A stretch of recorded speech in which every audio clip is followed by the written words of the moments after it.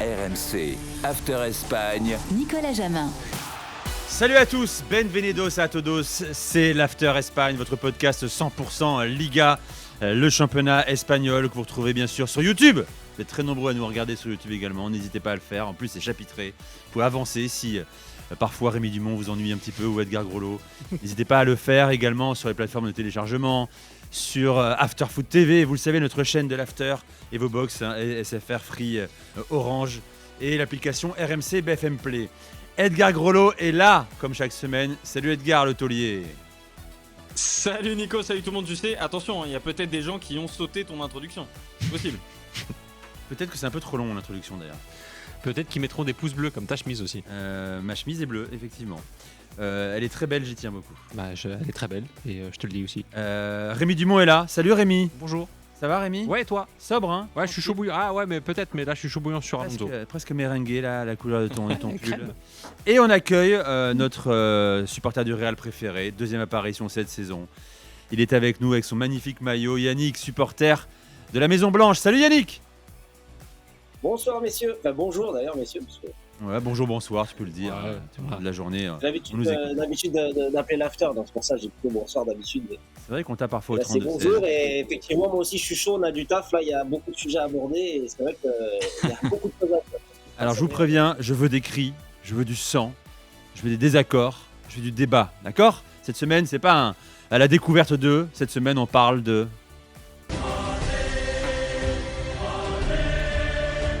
Le Real Madrid. Magnifique. À la Madrid. Pas trop à la en ce moment. Madrid, ça va pas. C'est la crise. 2 victoires sur les 8 derniers matchs. Un coach en grand danger. On va consacrer l'épisode à ce qui ne va pas au Real et surtout à son coach Xabi Alonso. Le Real a-t-il raison de lui accorder une dernière chance ou est-il déjà trop tard ? Doit-il avoir plus de temps que 3 matchs ou un match ? Qui est le plus grand responsable de cette crise madrilène ? Xabi Alonso, les joueurs ou... On n'oubliera pas le patron, Florentino Pérez. On va en débattre. Votre avis dans un instant. Vous écoutez l'After Espagne, spécial crise au Real. C'est parti. Alors d'abord Edgar, les infos surtout. Il faut d'abord rappeler la situation, je le disais. Il y a plusieurs versions. Certains disent qu'il a encore 3 matchs pour redresser la barre du Real. Les 3 matchs, c'est notamment à Alaves ce week-end, le club amateur de Talavera en Coupe du Roi et la réception du Séville FC. Certains disent qu'il n'a qu'un match pour sauver sa place à Xabi Alonso. Quelle est la réalité ? Quelle est la vérité là ? La réalité, c'est surtout qu'en fait, au prochain faux pas, s'il y a un faux pas dans les prochaines semaines, ce sera sûrement le faux pas de trop. Donc, qui perd dans les prochaines semaines, tu dis ? Week-end ou face à Séville. Ça veut dire que s'il perd 3-0 contre Alaves, il est possible qu'il saute, évidemment, quand même, j'imagine. Ah oui, non, bien sûr, c'est ça que je dis. C'est s'il y a un vrai faux pas sur ces matchs-là, ce serait très très compliqué de l'imaginer continuer. Je pense que ce cadre-là où on se dit à chaque faux pas il peut partir, il va durer jusqu'à la Supercoupe d'Espagne qui est début janvier. Si jamais il gagne la Supercoupe d'Espagne, là évidemment on recommencerait un petit peu à zéro ou en tout cas il serait moins en danger. Mais je pense que jusqu'à ce moment-là, il va être sous pression à chaque match. Et oui, si tu perds face à Alaves, en plus ce serait la 3e défaite consécutive, c'est très très très compliqué d'imaginer Xabi Alonso continuer avec le Real Madrid. Alors Yannick, quelle est ta position, toi qui es le supporter du Real avec nous, par rapport à Xabi Alonso déjà ? Il faut déjà acter que c'est fini. Tu veux le voir partir toi personnellement ? Je veux pas spécialement voir partir, mais j'ai du mal à trouver des vraies raisons pour le voir rester. Quelque part, son bilan il parle pour lui, comme on dit dans le jargon. Moi, ce que je lui reproche, c'est que il est venu. La situation, c'est à peu près la même que l'année dernière en termes de football, etc. Mais il est venu. On l'a pris parce que c'est un technicien et on lui demandait de changer des choses. Il a fait des choses, mais des fois, il a changé ses plans sans qu'on sache vraiment pourquoi. C'est-à-dire qu'après la Coupe du Monde des clubs, il avait entamé une façon de jouer. D'un coup, il a changé. On n'a pas trop compris. Il revient en arrière. Pour moi, il est un peu perdu. Il se fait un peu bouffer par la machine aussi parce qu'il y a des fois des situations comme la dernière fois que j'étais passé, c'était après le match contre l'Atlético, la titularisation de Jude Bellingham ce jour-là, elle n'avait aucun sens et il l'a payé. Moi j'ai l'impression qu'il est perdu, qu'il n'arrive pas et quelque part oui, alors il n'y a qu'une personne qui peut entraîner Real Madrid à leur âge là et qui va faire chose bien, c'est Zinedine Zidane. Maintenant c'est sûr que si Xabi Alonso il part maintenant, on va prendre quoi, Arbeloa ou Solari, ça sera quelque chose de remplacement. Donc là à leur âge je me dis autant continuer avec lui, qu'il essaie de mettre des choses en place. Mais tout ce qu'il essaie de mettre en place, on a l'impression qu'il n'y arrive pas. même s'il n'a pas de chance, effectivement, il a des blessures qui sont importantes.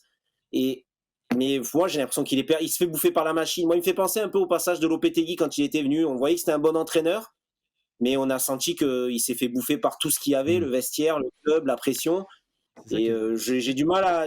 Il peut s'en sortir, mais j'ai du mal, moi, je ne le vois pas s'en sortir. C'est dingue parce que... Et quand tu parles... Vas-y, quand Yannick parle du fait qu'il se fasse, entre guillemets, bouffer par la machine, c'est vrai que, en tout cas, le ressenti quand on le voit parler, moi j'étais à la Coupe du Monde des clubs, je le voyais parler, sincèrement, j'avais hâte d'aller en conférence de presse parce que à chaque réponse, il était vraiment à fond dedans, il donnait une réponse intéressante, on le sentait frais, motivé, etc. Et au fil des semaines, au fil des mois, on est passé à un robot, à un politicien qui donne des réponses sans saveur pour éviter une nouvelle polémique. On est passé à quelqu'un qui n'exprime plus clairement ses idées. En tout cas, ça c'est l'image qu'il donne au public et ça commence à être souligné par la presse espagnole parce que on se rend compte que très rapidement, l'homme qu'on avait vu sur les premières semaines, sur les premiers mois, n'est plus l'homme qu'on a en face de nous. Alors après, ça, est-ce que c'est une réalité au quotidien quand il n'y a pas les caméras? C'est pas forcément le cas. Mais en tout cas, l'image publique qu'il renvoie, ce qui compte beaucoup quand même au Real Madrid, qui est aussi un club qui est très intéressé par son image, l'image publique qu'il renvoie n'est plus du tout la même. Il est broyé par la machine réelle, d'autant plus quand les résultats ne suivent pas. Quel est son bilan, Rémi, finalement, par rapport à ses prédécesseurs? Est-ce qu'il est si catastrophique que ça? Ah non, parce qu'on a regardé ce que ça donnait après, et il faut le rappeler, il passe après Ancelotti et Zinedine Zidane, les deux plus grands peut-être entraîneurs du Real Madrid de l'ère moderne. Et quand on regarde leur deuxième passage, puisqu'on a comparé celui de Xabi Alonso à leur deuxième passage, on voit qu'en termes de match, évidemment, Xabi Alonso en a beaucoup moins, 28, une moyenne de 2,18 points par match contre 2,25 pour Ancelotti avec 234 matchs et 2,24 pour 114 matchs pour Zinedine Zidane. On voit que finalement c'est pas tant éloigné que ça. Et je voudrais juste rappeler aussi que le Real est actuellement 7e en Ligue des Champions, donc potentiellement directement qualifié, qu'il est aussi 2e de Liga en championnat, donc toujours en course pour gagner le titre. Donc pour moi il y a des résultats qui sont mauvais en ce moment puisque c'est 2 victoires sur les 8 derniers matchs toutes compétitions confondues. Mais quand même, je pense qu'il y a aussi beaucoup de blessés. Le fait qu'on passe après Modric et Kroos qui sont partis, on en discutait juste en préparant l'émission avec toi, Nico, ça ne se remplace pas comme ça.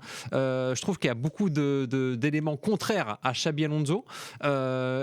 Si tu m'avais dit qu'il en serait là, à cette place-là, à l'heure actuelle, avec tout ça...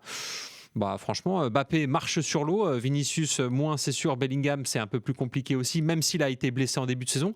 Je trouve personnellement qu'il y a encore pas vraiment le feu au lac, même si entraîner au Real Madrid, c'est faire notre métier. Alors, est-ce qu'il a encore des soutiens? On dit que le vestiaire est fracturé. Oui, vas-y. Si je peux me permettre, je suis d'accord avec Rémi sur son bilan. Maintenant, Xabi Alonso, on l'a pris pour un projet collectif, entre guillemets, et son bilan, il le doit au meilleur attaquant du monde et au meilleur gardien du monde, en fait. Parce que les deux, ils sont chauds depuis le début de l'année.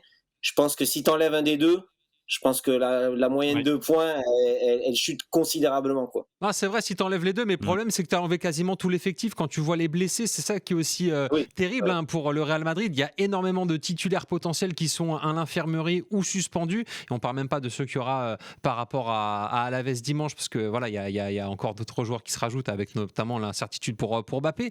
Mais pour moi, en fait, c'est comme si tu demandais à un chef étoilé de te faire le meilleur plat, mais par contre, tu lui donnes un radis et puis un poivron. Alors évidemment, si tu n'as pas d'autres légumes, si tu n'as pas d'autres ingrédients, c'est compliqué en fait d'avoir un résultat pour moi. Ce qu'il est radis, c'est Courtois et le poivron, c'est Mbappé. Ouais, j'irai pas jusque là. Bon, en tout cas les gars, il y a un truc qui est peut-être pas assez dit, je trouve, parce que tout le monde tombe sur Xabi Alonso, j'ai l'impression, c'est que le Real n'est pas le Real des générations précédentes. On a rappelé longtemps, c'est plus le Real de Kroos et de Modric. Défensivement, certes il y a des absents, mais t'as pas les mêmes assurances au niveau individuel. C'est aussi un nouveau cycle que tente de lancer le Real Madrid. Je voudrais qu'on parle quand même de la structure d'effectifs, quoi. Tchouaméni, c'est pas un des deux que j'ai cité avant. Camavinga, il est intermittent. On lui a consacré un podcast il y a quelques semaines aussi. Franchement, Edgar, est-ce que on tape aussi à Madrid sur la politique mercato de Florentino Pérez? Est-ce que quelqu'un au Real ose pointer ça du doigt aussi et ne pas toujours se demander est-ce que Xabi Alonso va sauter ce week-end, en 2 semaines, en 3 semaines? Est-ce qu'on reconnaît une responsabilité chez le patron du Real, quoi? Bien sûr, de toute façon, tout le monde est coupable de la situation actuelle, que ce soit les joueurs, le staff et la direction qui a construit cet effectif-là. Et la construction de l'effectif est l'un des points centraux des débats ces dernières semaines, parce qu'on se rend compte que les problèmes sont quasiment les mêmes que la saison passée, voire sont exactement les mêmes que la saison passée sur certains points, ou en tout cas dans l'effectif. On bricole en défense depuis le début de la saison dernière. Au milieu de terrain, on sait qu'il manque certains profils techniques qui n'ont jamais été remplacés, ce qui ne veut pas dire que les joueurs qui sont là ne sont pas des très bons joueurs de football, mais dans une équipe, il faut des profils différents et il faut de tout pour faire une bonne équipe. Et là, il y a clairement des profils techniques qui manquent dans cette équipe et ce constat-là est fait depuis un long moment, donc beaucoup s'interrogent de savoir comment c'est possible que certains joueurs n'aient jamais été remplacés. Ça, évidemment, c'est à garder en compte quand on fait le bilan, ou bon, c'est pas un bilan parce qu'il est toujours là, mais en tout cas quand on fait le point sur le statut de Xabi Alonso. Maintenant, est-ce que tu as besoin d'avoir Toni Kroos et Luka Modric et les meilleurs joueurs du monde pour proposer un semblant de jeu face au Celta Vigo? Moi, je pense pas. Et c'est ça le souci, et c'est ça qui est important dans les débats, c'est que oui, Xabi Alonso n'est pas aidé par toutes les blessures, il pourrait y avoir jusqu'à 11 blessés ce week-end à l'Alavés. Oui, son effectif n'est pas parfait. Maintenant, est-ce que tu peux faire mieux? Oui, évidemment. Est-ce qu'il a le soutien encore de son vestiaire? On l'a dit, beaucoup ont rappelé qu'il était fracturé ce vestiaire. Vinicius, on dit même que Bellingham a de plus en plus de mal à supporter le management de Xabi Alonso. Écoutez ce que disait Thibaut Courtois, c'est toi Rémi qui a sorti cette déclaration-là. Alors Thibaut Courtois, non, mais on va l'écouter quand même. Hein. Thibaut Courtois, on va l'écouter quand même. Peut-être que c'est moi ou c'est Fanny d'ailleurs, Fanny Bossé, notre chef d'édition. Regardez ce qu'il dit sur le soutien accordé encore à Xabi Alonso. La racha de partidos no ha sido bueno. Yo creo que On n'est pas dans une bonne série, mais aujourd'hui on a montré que l'équipe est derrière le coach. Tout le monde est frustré, mais on doit continuer. Et je crois que tout le monde soutient l'entraîneur jusqu'à la mort. yo creo que todo el mundo está a muerte con el míster.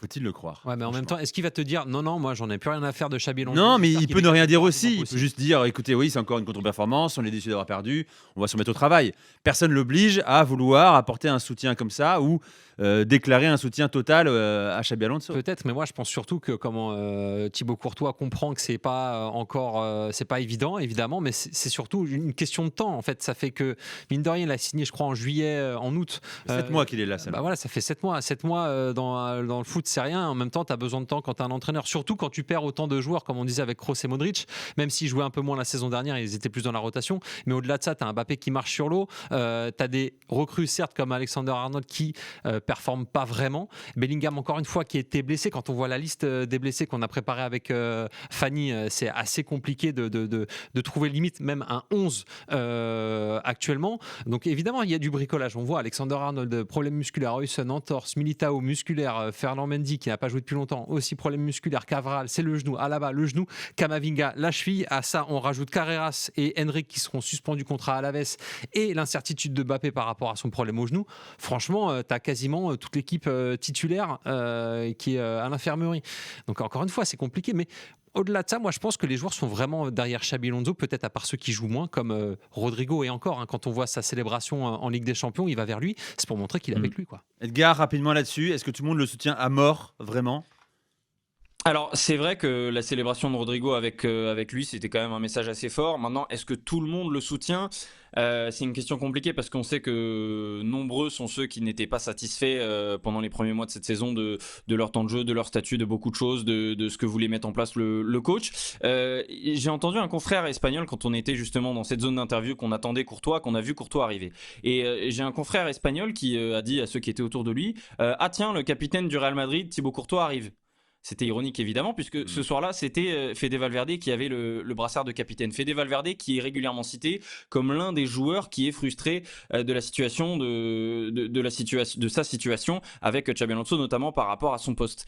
Et certains s'interrogent de savoir pourquoi un joueur comme Fede Valverde ne parle pas. Aurélien Tchouaméni, depuis le jour 1 de l'arrivée de Xabi Alonso en a fait un pilier fondamental, je le cite, de son équipe. Et c'est Aurélien Tchouaméni qui est venu s'exprimer devant la presse avant le match.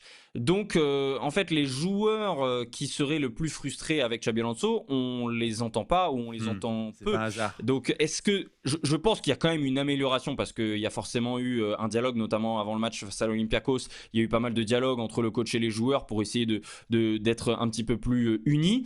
Le problème, c'est s'il y a déjà eu des gars, entre guillemets, dans la relation entre le coach et les joueurs, si le coach a aussi dû faire des concessions, c'est difficile de faire marche arrière après. Alors, on fait une pause rapide. Et dans un instant, on va pas écouter, mais lire quelques déclarations fortes d'une légende du Real Madrid, Karim Benzema. Entretien accordé à l'équipe, lui a pointé les problèmes précis qui frappent le Real dans cette première partie de saison. Restez avec nous, la suite de l'After Espagne dans un instant. Avec Rémi Dumont, avec Yannick, notre supporter du Real, et Edgar Grollo en direct de Madrid, notre correspondant en Espagne. Alors Benzema, j'imagine que vous tous, vous avez lu cette interview passionnante, et surtout les extraits qui concernent le Real Madrid. Il sait de quoi il parle, Benzema, bien sûr. Il est parti il y a maintenant 3 ans et demi du Real Madrid sur un titre et sur un ballon d'or. Voici ce qu'il dit notamment sur les problèmes au Real Madrid. L'entraîneur ne peut rien faire. Il parle de Xabi Alonso, bien sûr. Il a des noms. Il met les meilleurs. Après, c'est entre joueurs. Si ton coéquipier est plus fort que toi, il faut l'accepter. Le problème, c'est si tu n'acceptes pas que le gars qui est devant toi marque plus de buts que toi. C'est pour ça que tu as des problèmes quand tu as 5 ou 6 grands joueurs ensemble. Il pointe une sorte de guerre d'ego en réalité, quoi. Je sais pas comment tu lis ça, Yannick, précisément toi. Sentiment qu'il y a effectivement, et c'est pas la première fois dans l'histoire du Real, un empilement de stars, et le Real a gagné avec un empilement de stars. Lui, il parle aussi plus tard de problèmes de connexion entre ces joueurs-là, et qu'en clair, chacun un peu tire la couverture vers lui. Est-ce que c'est comme ça que tu le ressens, toi, Yannick ? Oui, bah c'est sûr qu'effectivement, on le voit un peu ce qui se passe devant, entre Vinicius, Mbappé, même si Mbappé met tout le monde d'accord avec ses stats, mais le problème, si vous voulez, ce que moi, dans la déclaration de Karim, c'est une individualisation donc très importante du football, ce qui est un peu le cas au Real. Le Real, ça a toujours été une équipe d'individualité, entre guillemets, mais ça pointe aussi, en fait, une façon de manager, et ça explique beaucoup de choses, en fait, parce qu'on est passé de Carlo Ancelotti, qui est, on va dire, le manager à la papa, vraiment celui, le papy, quoi, que tout le monde aime, tout le monde respecte. Alors, je lui enlève rien de ses qualités, mais voilà, c'est un management qui est très on va cajoler les stars, on va toujours mettre les meilleurs, on va dire les joueurs avec le plus gros statut sur le terrain. Et Xabi Alonso, il n'est pas venu pour ça, parce que de toute façon, ce management d'Ancelotti, l'année dernière, on était arrivé à la limite. Donc, oui, il y a des stars, oui, il n'y a pas des stars, mais bon, Xabi Alonso, il a fait jouer, par exemple, il fait jouer Ceballos contre City. Moi, c'est une bonne idée. Moi, je suis d'accord. L'année dernière, on s'est aperçu que Ceballos était le joueur le plus complémentaire avec Tchouaméni. Le problème de Ceballos, c'est qu'il n'a pas le niveau pour jouer au Real. Donc, qu'est-ce qu'il aurait dû faire? Mettre Fede Valverde, mais Fede Valverde, il n'est pas bon à ce poste-là. Il n'est pas complémentaire avec Tchouaméni. Donc, Karim Benzema, oui, effectivement, lui, il était dans une équipe où tu n'avais que des tauliers. Là, il y en a moins. Il y en a même, pour ainsi dire, pas, parce qu'au final, il y a peut-être Courtois, mais Courtois, c'est un gardien. Et c'est aussi ce qu'il dit dans sa déclaration un petit peu plus tard, quand il dit il n'y a plus de taulier au Real. Ah oui, c'est sûr qu'en ce moment, c'est compliqué. On ne peut pas demander à un Jude Bellingham qui est là depuis 2 ans, qui a 20 ans. Kylian, c'est pareil. Oui, mais en revanche, Yannick, on peut leur demander peut-être de respecter le rôle qui leur est attribué. Ça, Benzema le dit aussi dans un autre extrait. Il parle de zone à respecter. Il dit Vinicius, ce n'est pas le 6, c'est l'ailier gauche. Mbappé, c'est le buteur, pas le meneur de jeu. Moi, ce que je lis entre les lignes, c'est que Mbappé, parfois, a tendance à trop dézonner. Peut-être qu'il doit se discipliner aussi. C'est un œuf, il doit tourner autour de la surface de réparation, en tout cas à la pointe de l'attaque du Real Madrid. Rémi, dans un instant, ta réaction. Je veux d'abord entendre celle d'Edgar et notamment des socios du Real à Madrid. Est-ce que, parce que ce débat, peut-être qu'il est lunaire, vu d'Espagne, en France, il existe, par exemple, concernant Kylian Mbappé. Ok, les stats sont folles, il empile les buts. Quand il ne marque pas, le Real ne gagne pas. Mais est-ce que on se dit qu'il n'a pas réussi? En tout cas, il a grippé la mécanique du Real en Espagne, malgré ses buts. Non, on se dit pas ça parce que, comme a dit Yannick très justement au début de l'épisode, s'il n'y avait pas Mbappé cette année, je ne sais pas à quoi ressemblerait cette équipe, je ne sais pas combien de points elle aurait, vu à quel point il a sauvé à maintes et maintes. Mais est-ce que Bellingham ne serait pas plus efficace, notamment comme il y a 2 saisons, il avait fini à 25 buts? Est-ce que Vinicius serait pas plus efficace? Je ne sais pas, je pose des questions. Mais en fait, la question, elle est assez simple finalement. Quand tu as un joueur qui te marque 25 buts alors qu'on est qu'à mi-décembre, évidemment que les autres joueurs vont moins marquer. Parce que sinon, tu vas mettre 10 buts par match. Si tout le monde garde les meilleurs stats de sa carrière, on va mettre 10 buts par match côté Real et ça va être la meilleure équipe de tous les temps. Mais évidemment, quand l'équipe est centrée essentiellement autour des buts d'une personne, les autres vont en pâtir. Maintenant, c'est pas parce que Bellingham pourrait mettre 5 buts, 10 buts de plus dans la saison que l'équipe en serait forcément meilleure. Il y a aussi eu des campagnes de Ligue des Champions qui ont été à certains moments assez miraculeuses et qui, je pense, biaisent aussi notre analyse de certaines saisons du Real Madrid. Mbappé n'est pas la faute de tout. Évidemment, si le Real Madrid ne gagne pas de grands titres cette saison, en Espagne aussi, on va commencer à se poser des questions. Mais pour l'instant, on n'en est pas là. Est-ce que je comprends ce que veut dire Karim Benzema? Complètement. Sur les postes, il y a eu des moments où ils se sont marchés dessus. Il y a des moments où, effectivement, on ne voit pas la connexion qu'on aimerait, qu'on devrait voir entre ces joueurs-là. Maintenant, quand il dit le coach ne peut rien faire, là on peut pas être d'accord avec ça, parce que alors dans ce cas-là on met pas de coach, ou dans ce cas-là on met juste un team manager qui fait l'intermédiaire entre les joueurs. Mais le coach il est pas là que pour manager. Et d'ailleurs Carlo Ancelotti, qui a donné une interview récemment, je crois que c'était pour TNT Sports, disait: je ne suis pas qu'un manager, je suis aussi un tacticien. Et c'est la réalité des choses. Donc Xabi Alonso, c'est à lui de dire aux joueurs s'il veut que Vinicius reste que sur son aile et ne dézone pas. C'est à lui de le dire. S'il veut que Mbappé soit juste un numéro 9 à l'ancienne, ce qui n'est pas le cas, puisqu'il ne veut pas que Mbappé soit un numéro 9 à l'ancienne, il veut lui donner de la liberté, c'est à Xabi Alonso de le faire. Et un joueur, s'il y a bien un joueur, je trouve, où c'est peut-être la faute du joueur, c'est quand même Jude Bellingham, a fait une saison exceptionnelle quand il n'y avait pas de vrai numéro 9 de grande qualité dans l'effectif. Il a mis énormément de buts parce que c'est un joueur qui est très bon devant les cages, mais peut-être qu'il faut qu'il comprenne aussi que parfois, il va devoir rester un petit peu plus bas. Il va devoir avoir un rôle un petit peu différent. Et moi, j'adorerais essayer de voir un Jude Bellingham qui joue vraiment un poste de numéro 8. Parce que pour moi, il en a toutes les qualités. Et on l'a déjà vu jouer un petit peu plus bas. Et on l'a déjà vu être exceptionnel parce qu'il est capable d'apporter défensivement, dans la projection, dans la passe. Et Arda Güler, lui, quand il joue 10, il est très performant dans la passe et avec la connexion qu'il a avec Kylian Mbappé. Donc, on aimerait voir des joueurs aussi peut-être à d'autres positions, et ça c'est le rôle de Xabi Alonso. C'est ce que dit Benzema aussi sur Vinicius. Il faut que Bellingham comprenne qu'il est le meneur de jeu, pas le buteur. Rémi.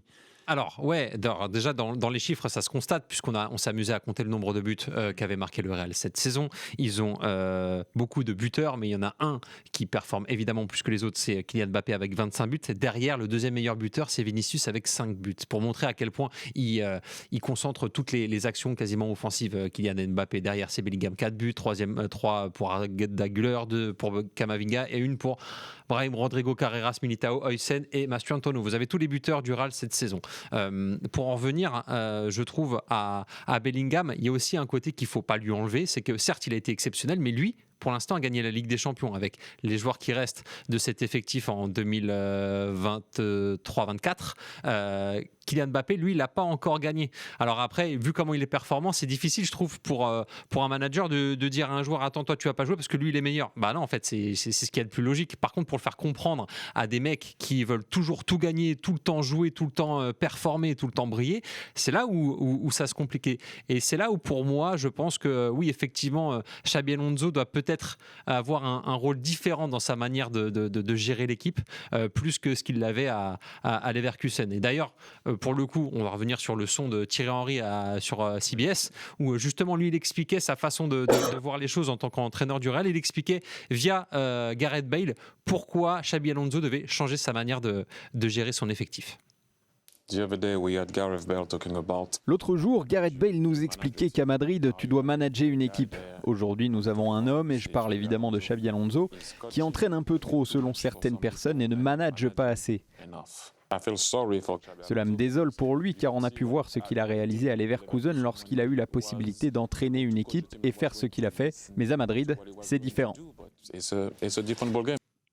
Juste pour terminer là-dessus, quand Xabi Alonso, alors certes, on ne peut pas faire vraiment de comparaison entre Leverkusen et Real Madrid en termes de standing, mais quand il reprend le Bayer Leverkusen, ils sont 17e de Liga, de Bundesliga. Il va les emmener sur le toit de l'Allemagne et le toit de l'Europe. Il a raison, ou c'est caricatural ce que dit Thierry Henry, Yannick? Il faut être avant tout un manager. L'histoire récente semble le dire, en tout cas. Deux grands managers, validé, légitime, aimé, adulé par les joueurs du Real, Zidane Ancelotti. C'est ce qui lui manque à Xabi Alonso? Je pense que c'est ce qui lui manque là. Quand Edgar il nous parle justement du fait que moi je suis tout à fait d'accord que Bellingham il faudrait qu'il recule, qu'il soit 8. Je pense pas que Xabi Alonso il ait l'aura et les épaules pour imposer ça à Jude Bellingham qui par ses plans par ce truc veut être 10, veut briller, veut machin, veut truc. Enfin tu vois, c'est quelqu'un qui prend beaucoup de place. Bellingham franchement on peut pas lui en vouloir parce que depuis qu'il est là, pour la peine lui il mouille le maillot, il a toujours tout donné, il a un caractère un peu spécial. Mais lui, franchement, faire ce qu'il fait à son âge et faire ce qu'il a fait et tout, bon, vraiment, Bellingham, il triche pas. Mais voilà, quand je parlais de Zidane tout à l'heure, c'est sûr que Xabi Alonso, il peut pas. Mais si Zidane demain rentre dans le vestiaire, il dit bonjour, Bellingham, il va prendre ses affaires, il va aller se mettre en 8 et il va rien dire. Hein. Donc, mais bien sûr, il y a ce côté manager. C'est un peu triste que ça soit aussi cadenassé. Mais le problème aussi qu'il y a, c'est que je pense que là où ça n'a pas joué pour lui, Xabi Alonso, c'est qu'il n'a pas réussi à monter un projet assez vite et à embarquer les joueurs dans ce projet en fait.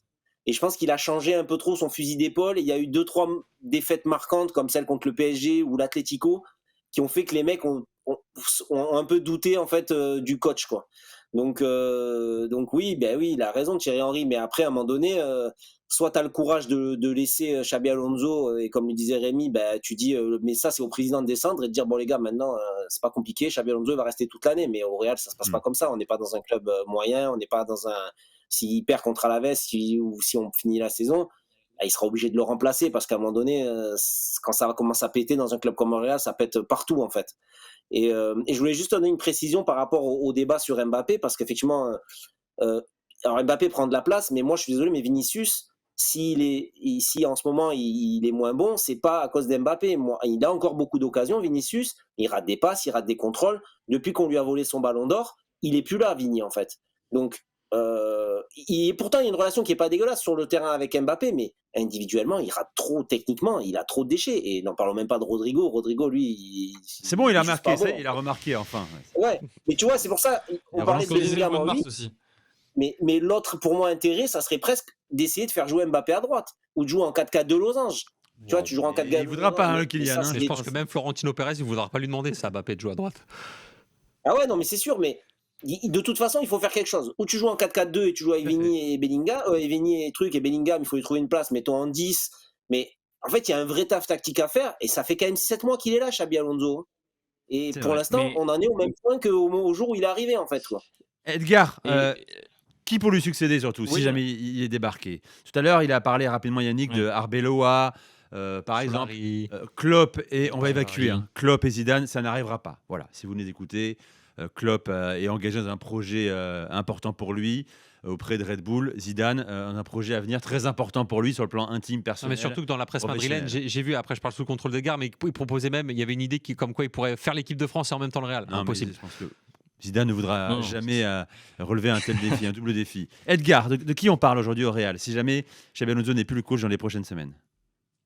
Oui, d'Arbeloa, de Solari, mais par exemple, si on met Arbeloa qui, moi j'en entends que du bien depuis que je suis arrivé à Madrid et apparemment il est très très bon avec les équipes de jeunes et du Real Madrid d'abord et puis maintenant avec le Castilla. Le problème c'est que si tu le mets, qu'est-ce qu'il va apporter de plus que Xabi Alonso? Est-ce que lui, qui n'a jamais entraîné une équipe professionnelle de très haut niveau, va réussir à gérer toutes ces stars-là? Est-ce que tu vas pas te griller aussi un entraîneur d'avenir? Puisque vu qu'on en entend que du bien, c'est bien que le Real Madrid aussi mise sur lui, pourquoi pas, pour l'avenir.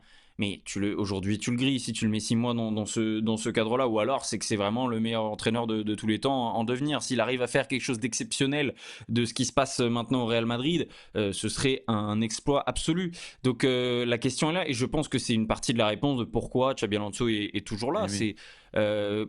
Ça sert à quoi de le remplacer aujourd'hui en fait, même s'il a une responsabilité, est-ce que tu vas réussir à trouver le problème, c'est que quand il y a un problème dans un club, le fusible numéro 1, le plus facile à faire sauter, c'est le coach, et le coach est en partie responsable aussi des échecs aujourd'hui du Real Madrid, mais tu vas pas virer tous les joueurs ni toute la direction pour essayer de régler les problèmes. Le dernier qui a fait le chemin Castilla, équipe première du Real Madrid, il a fait 3 Ligues des Champions, c'était Zidane. Voilà. Peut-être ce qui manque à Arbeloa, évidemment, l'histoire, la légitimité, le charisme. Plus facile pour être un très bon manager. C'est terminé, les gars, on s'est régalé. Merci Rémi Dumont. Merci à Edgar Groslo en direct de Madrid. Merci à Yannick, toujours aussi bon, toujours aussi précis. Merci de mettre un maillot du Real également. Nous, on n'a pas le droit, on est journaliste, tu comprends, on ne peut pas se mouiller. Comment ? J'ai gagné sur RMC, je crois, j'ai gagné sur RMC en 2013. Waouh. Eh ben écoute. Et il est floqué ou pas ? Non, il n'est pas floqué, non. Pas floqué. Yannick, c'est un régal de t'avoir avec nous cette semaine encore une fois. On te convoquera à nouveau dans la saison si ça va beaucoup mieux. Pas de souci. Pour le Real. Merci à vous. Il y a pire comme crise, bien sûr, que celle qui frappe le Real. Merci Edgar, merci Rémi, merci à Fanny Bossé également, Fabien Zolkowski et toute l'équipe technique en régie. Merci le Nix. Rendez-vous la semaine prochaine surtout pour un nouvel épisode. À très vite. Podcast After Espagne. Bye bye. RMC After Espagne.